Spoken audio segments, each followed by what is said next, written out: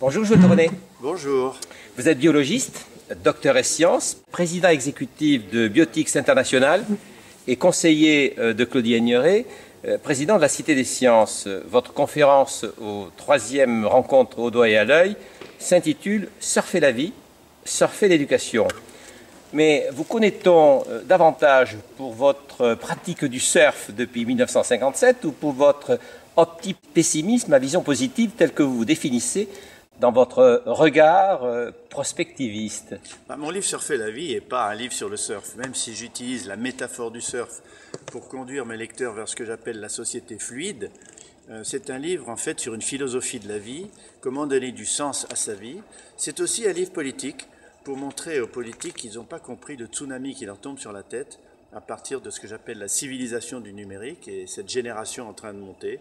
Donc c'est finalement pas un livre ni optimiste ni pessimiste, c'est un livre réaliste, pragmatique et je l'espère constructif pour aider les gens à construire leur avenir en lui donnant du sens. C'est quoi alors une société fluide? Une société fluide, c'est une société du partage, une société du respect de l'autre, une société de la tolérance, voire de la générosité, du pouvoir transversal, d'un pouvoir partagé, alors qu'aujourd'hui nous sommes dans une logique de rapport de force, pas de rapport de flux, d'échange en se fondant sur l'information qu'on reçoit et l'information qu'on donne. On est dans une structure de pouvoir pyramidal qui ne se discute pas. Il y a une seule personne en haut de la pyramide, qu'il s'agisse d'un ou d'une politique ou d'un ou d'une industrielle. Et donc c'est ce que j'essaye d'expliquer, c'est que nous allons vers cette fluidité, ce que j'appelle aussi la désintermédiation, le co-quelque chose, le co-partage, la co-révolution en quelque sorte, où les gens s'entraident, sont plus forts avec les réseaux, sont plus forts par la compréhension de ce que font les autres, le respect de la diversité, et progressivement ça conduit à une nouvelle forme de démocratie participative, une nouvelle forme de construction collective de l'avenir. Pourtant quand même, surfer la vie, surfer l'éducation, surfer sur l'Internet. Est-ce que le surf ne vous a quand même pas marqué pour cette définition d'une autre forme de société? Le surf m'a complètement marqué et continue à me marquer, parce que je suis un pratiquant acharné. Le surf, c'est la fusion dans un écosystème, c'est la communion avec la nature, c'est la liberté et le déterminisme.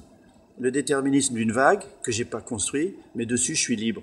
Comme la vie, je suis déterminé par mon éducation, par mes gènes, par l'environnement, mais en même temps je suis libre de choisir ma voie. Donc c'est sûr que ce terme d'ailleurs qu'on emploie de plus en plus dans la société, surfer sur les sondages, surfer sur l'opinion publique, surfer sur les mentalités, etc., montre qu'il y a quelque chose de fluide qui est en train de se construire, d'incertain, d'aléatoire, de discontinu et en même temps de continu.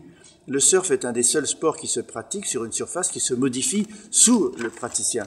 La vie est une vague, on doit s'adapter en permanence, on doit être en équilibre dynamique. Donc ce sont tous ces éléments, toutes ces métaphores qui résultent de mon expérience que j'ai voulu transposer à la prospective de la société de demain, d'où la métaphore du surf pour la société fluide.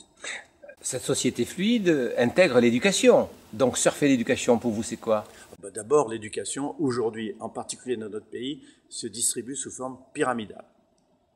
Le programme linéaire, taylorien, séquentiel, par saut d'obstacles, quantitatif. On passe à 10, on ne passe pas en dessous. Ça fait longtemps qu'il est comme ça. Ça fait longtemps que ça résiste pour continuer comme ça.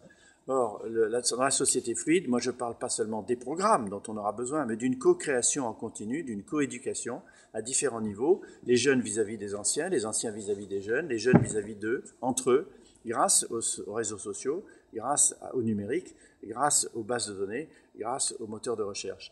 Donc je prône une forme de coéducation, disons partagée, évidemment, qui permet non seulement de se construire, mais de construire l'autre en même temps qu'on se construit soi-même.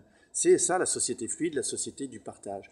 Donc l'éducation fluide, c'est l'approche transversale, multidimensionnelle, systémique, qui est 3 mots à l'encontre de la formation actuelle, qui est en silo, disciplinaire, analytique et linéaire. Or, bien entendu, on aura besoin de cette linéarité pour continuer, mais de plus en plus, on va avoir besoin de la transversalité et de la systémique pour comprendre ce qu'on fait, comprendre ce qu'on apprend et comment on peut agir. Beaucoup de jeunes ont des écouteurs, sont connectés sur leur smartphone. On a un peu le sentiment qu'ils sont, je dirais, isolés du monde.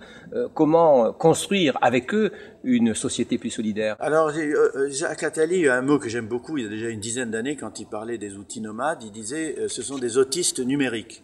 Ils s'enferment avec leur téléphone portable, avec leurs écouteurs. Ben, moi, j'y crois pas du tout. Je suis pas du tout de ceux qui pensent que ces jeunes sont enfermés, isolés, compartimentés, superficiels. Pas du tout. Bon, c'est sûr qu'il y a de la superficialité. C'est sûr qu'il y a du court-termisme. C'est sûr qu'il y a de la gratification instantanée plutôt que la construction dans la durée. C'est vrai, il y a des erreurs et des échecs dans cette génération de l'Internet. Mais ils sont multitâches, appelons-les comme ça. Leur cerveau est structuré différemment du nôtre. Michel Serres l'a très bien décrit dans ses livres. Ils sont multitâches, ils sont capables d'écouter de la musique, faire le devoir, avoir l'œil fixé sur l'écran d'Internet pour savoir s'ils vont recevoir un message MSN. Ils ont leur téléphone qui est allumé à côté. Ils envoient en moyenne 80 textos par jour, en moyenne.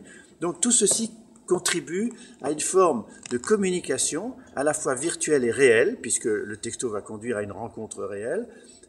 Et le multitâche utilise des cases du cerveau que nous, les parents ou les enseignants, on n'a pas encore vraiment utilisées. Ils nous apprennent une autre culture du numérique. Vous les appelez des HMG, des hybrides mutants géolocalisés. Ah ben merci, je vois que vous avez retenu ça. Oui, j'ajoute un terme, je dis c'est des hybrides mutants, bionumériques, géolocalisés. Alors, on va essayer d'expliciter chacun de ces mots, hybrides. Hybrides parce qu'ils sont à la fois virtuels et réels. Ils sont des avatars sur Internet, sur Facebook, et ils sont bien réels dans leur rapport entre eux, dans leurs rencontres, dans leurs voyages hybrides. Mutants? Mais mutants, parce que, comme le dit Michel Serres, et je partage tout ça, ce qu'il dit, ils vivent dans une génération, dans un monde à côté de nous. Ils ne sont pas dans notre monde. Ils sont déjà dans un autre paradigme. Bionumérique? Bionumérique, parce que leur iPhone est une prothèse symbiotique. Vous entendez bien ce que je dis? C'est pas un outil technologique qu'on met contre sa tête. C'est le prolongement de leur main. Du corps. C'est pour ça qu'il faut 3 heures d'attente pour avoir l'iPhone 5, parce qu'il s'achète une fonction corporelle, biologique. Plus de mémoire, plus de géolocalisation, un sens de l'orientation. Donc, ce sont des prothèses symbiotiques. J'ai pas du tout l'inquiétude d'utiliser ce mot, même s'il fait très professoral. Bon, géolocalisé, pas de problème. Évidemment, ils savent où ils sont, et ils savent où sont les copains surtout. Avec ces réseaux, non seulement je sais, avec les moteurs de recherche, maintenant mobiles, je sais ce que les autres savent, et je sais ce que nous savons ensemble. Ce qui change tout. C'est un autre niveau quantitatif et qualitatif. Marcel Desvergne appelle cela des doudous. Oui, j'aime beaucoup des doudous numériques.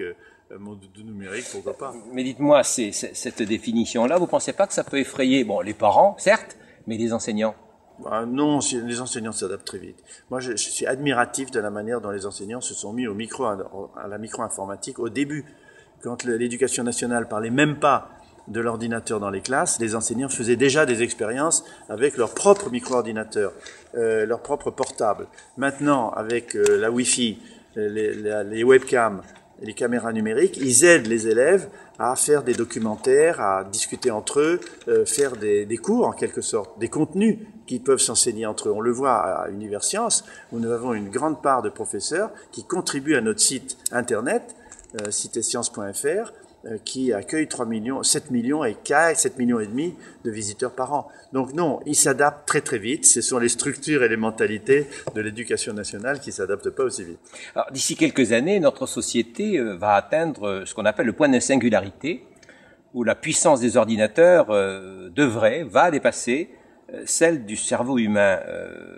Vous parlez, vous, de macro-organismes planétaires. Que va-t-il devenir? Bon, alors la singularité, c'est une hypothèse. On ne sait pas quand, on ne sait pas si elle se réalisera vraiment, mais ça veut dire, si vous voulez, que...